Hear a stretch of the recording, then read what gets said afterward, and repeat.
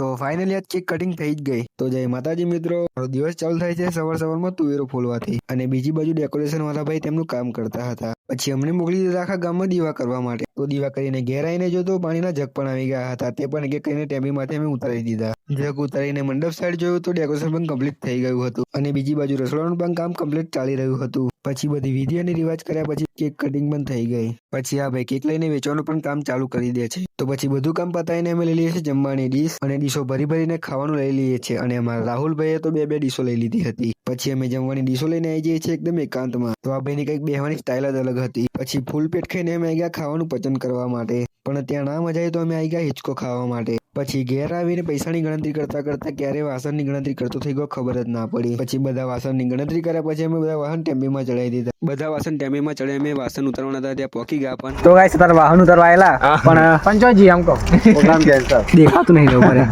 આ જો ટેમ્પી અમારી પડી છે જે માલિક ઘેર હને એટલે હવે થોડી વાર રહીને આવીશું.